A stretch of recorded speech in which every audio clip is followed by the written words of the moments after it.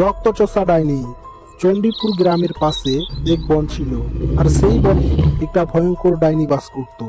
আরো বনেরই পশু পাখিদের ধরে তাদের রক্ত চুষে খেত। আর সেই বনেরই এক গর্তে একটা নাগ বাস করত। কিন্তু নাগ অনেক ভালো, গ্রামবাসীরা কোনো বিপদে পড়লে তাদের সে সাহায্য করত। আর সেই গ্রামেরই একজন কৃষক শ্যামলালের কাছে দুইটি গরু ছিল। আরো দুটো গরু দিয়েই তার জমি চাষাবাদ করত। আর সেই জমিতে ফসল ফলিয়ে সেই ফসল বিক্রি করে তার সংসার চালাতো। না, এই বনের সব শুকা মরা পশু পাখিদের রক্ত খেয়ে খেয়ে আমার জানটাই লেগেছে, আর ভালো লাগছে না। যাই, এবার আমি গ্রামের দিকে যাই, নতুন কোনো পশু পাখির রক্ত খেতে পাই কিনা দেখি। যাই যাই, এক্ষুনি যাই। এই বলে ডাইনি গ্রামের দিকে যেতে শুরু করে। আর গ্রামে এসে যাই হোক, একটা মনের মতো গ্রাম পেয়েছি। এই গ্রামে তো অনেক পশু পাখি রয়েছে। আমি প্রতিদিন যদি একটি করে পশু খাই, তবে আমার 6 মাস কেটে যাবে এই সমস্ত পশু পাখিদের এই গ্রাম থেকে শেষ করতে। তাই আমি আজ থেকে লেগে পড়ি একটি করে পশু খেতে। এরপর ডাইনি সেই গ্রামেরই পাশে একটা নারিকেল গাছে বাসা বাঁধে। এরপর থেকে সেই গ্রামেরই একটি একটি করে পশু মারা যেতে লাগলো। আর ডাইনি রক্ত চোষার জন্য সবচাইতে মোটা তাজা হৃষ্টপুষ্ট পশুদেরকে উঠিয়ে নিয়ে যেত।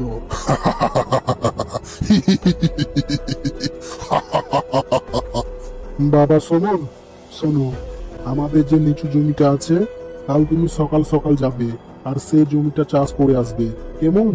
আমার শরীরটা ভালো নেই, সেই জন্য আমি তোমাকে বলছি, নইলে তো আমি চলে যেতাম। আর হ্যাঁ, এখন যেহেতু বর্ষার সময়, তাই যে কোনো মুহূর্তে আমাদের নিচু জমি তো ডুবে যেতে পারে। তাই তুমি সকাল সকাল গরু দুটোকে নিয়ে চলে যাবে, কেমন? আগে ঠিক আছে বাবা, আমি সকাল সকাল মাঠে চলে যাব। পরের দিন সকালে সুরাজ গরু বের করার জন্য তাদের গোয়াল ঘরে যায়। আর দেখে সেখানে তাদের সবচাইতে শক্তিশালী হৃষ্টপুষ্ট গরুটি নেই। বাবা বাবা, আমাদের সবচেয়ে শক্তিশালী মোটা তাজা গরুটি নেই। আমি তো রাতে তাকে ভালো করেই বেঁধে দিয়েছিলাম, কিন্তু কে জানি হঠাৎ সে কোথায় গেল। মনে হয় কেউ তাকে চুরি করে নিয়ে পালিয়ে গেছে। কি কি বলছো? গরু নেই মানে? চলো চলো তাড়াতাড়ি চলো, সে হয়তো দড়ি ছিঁড়ে পালিয়ে গেছে। চলো তাড়াতাড়ি তাকে খুঁজে নিয়ে আসি।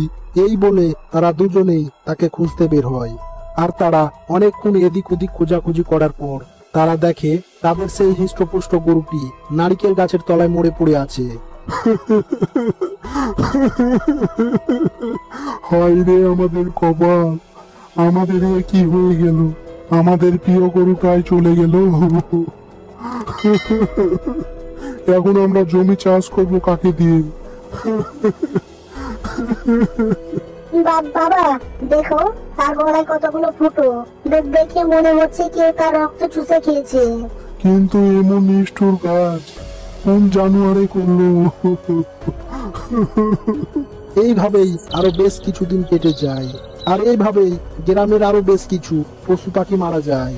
এরপর সমস্ত গ্রামবাসীরা খেপে যায় যে এই কাজ করছে কে। আর এদিকে সেই রক্তচোষা ডাইনি দিনের বেলায় একটা জঙ্গলের মধ্যে লুকিয়ে থাকতো, আর রাত হতেই সে বেরিয়ে আসতো। আর একটি করে গরু উঠিয়ে নিয়ে গিয়ে সেই নারিকেল গাছের উপরে বসে তার সমস্ত রক্ত চুষে নিচে ফেলে দিত। আর সকাল হওয়ার পূর্বেই সে সেখান থেকে পালিয়ে জঙ্গলে লুকিয়ে যেত, ফলে তাকে কেউ দেখতে পেত না। এরপর সমস্ত গ্রামবাসীরা অনেক রেগে গিয়ে মোড়লের কাছে গিয়ে বিচার দেয়।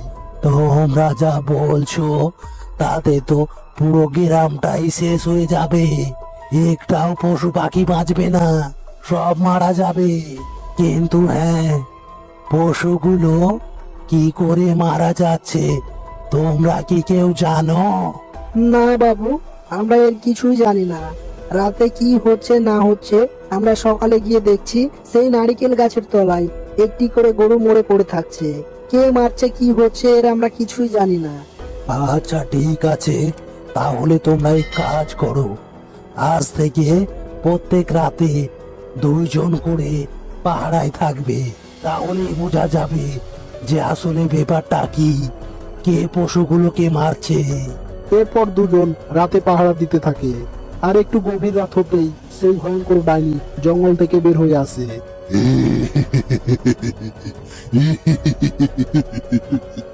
এই তুমি শুনতে পেলে?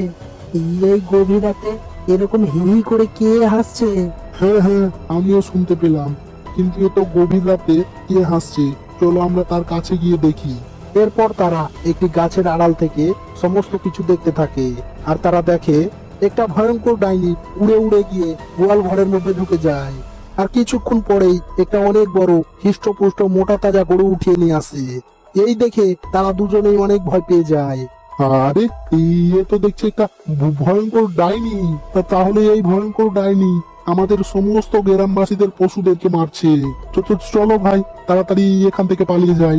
দাঁড়াও, চুপ করো, কোনো কথা বলো না, চুপচাপ দেখতে থাকো, নইলে ডাইনি আমাদের দেখে নেবে, আর ডাইনি আমাদের দেখে নিলে আমাদের ঘাড় মটকে দেবে। চুপচাপ দেখতে থাকো। এরপর ডাইনি তার সমস্ত রক্ত চুষে নিচে ফেলে দেয়। এরপর হাসতে হাসতে সে সেখান থেকে চলে যায়। বাবু, কাল রাতে আমরা যা দেখলাম তা বলতেই আমাদের গা শিউরে উঠছে। আমরা দেখলাম একটা অনেক বড় কুৎসিত ভয়ঙ্কর ডাইনি। কি ডাইনি?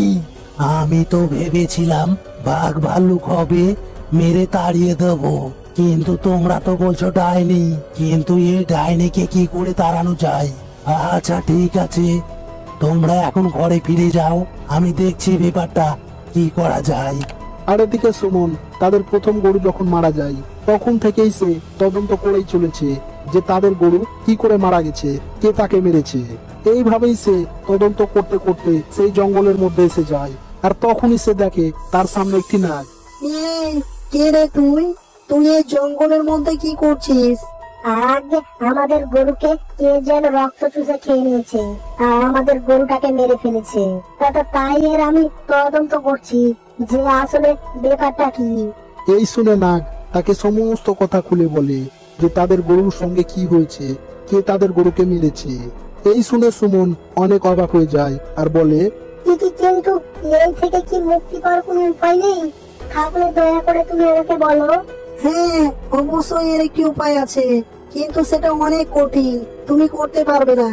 তুমি বলো না, এরপর আমি দেখছি, আমি সবকিছু করতে রাজি। তাহলে শোনো, তুমি সমস্ত গ্রামবাসীদের বলবে তারা যেন তাদের পশু পাখিদের ঘরের মধ্যে বেঁধে রাখে, বাইরে বেঁধে না রাখে। কেমন? কারণ ঘরের মধ্যে বেঁধে রাখলে ডাইনি রাতে আসবে আর খালি হাতে ফিরে যাবে, কোনো শিকার পাবে না, কোনো খাবার পাবে না। এইভাবেই তাকে কম করে 2-3 দিন না খাইয়ে রাখতে হবে। আর সে কিছু খেতে না পাওয়ার কারণে সে অনেক ক্ষুধার্ত থাকবে।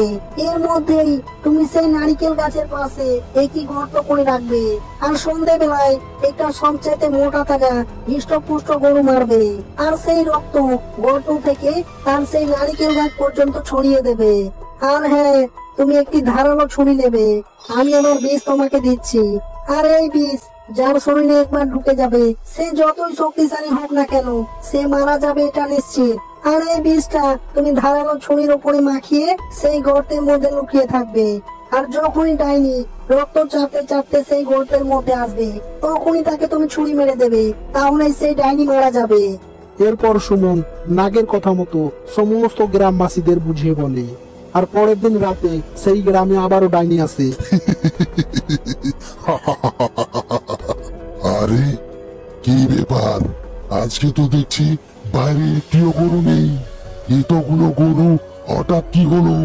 মনে হয় এই গ্রামবাসীরা আমার ভয়ে সমস্ত গরুকে তাদের ঘরের মধ্যে বেঁধে রেখেছে। এই গ্রামবাসীরা তো অনেক চালাক হয়ে গেছে, কিন্তু চালাকি করে কোনো লাভ হবে না। আমার হাত থেকে কোনো পশু পাখিদের তোমরা বাঁচাতে পারবে না। আমি আবারও আসবো, আমি আবার কাল আসবো। এইভাবেই সে প্রতি রাতে আসতো আর খালি হাতে ফিরে যেত, কোনো শিকার পেত না। এইভাবেই সে অনেকদিন কিছু খেতে না পাওয়ার কারণে সে অনেক ক্ষুধার্ত থাকে। এরপর সুমন নাগের কথা মতো একটি অনেক হৃষ্টপুষ্ট মোটা তাজা গরু মেরে তার রক্ত এদিক ওদিক ছড়িয়ে দেয়, আর সে গর্তের মধ্যে লুকিয়ে যায়। আর রাত হতেই সেই ভয়ঙ্কর ডাইনি নারিকেল গাছের উপরে এসে বসে। খিদের জ্বালায় তো আমার পেটটা চলে যাচ্ছে, আর সহ্য করা যাচ্ছে না।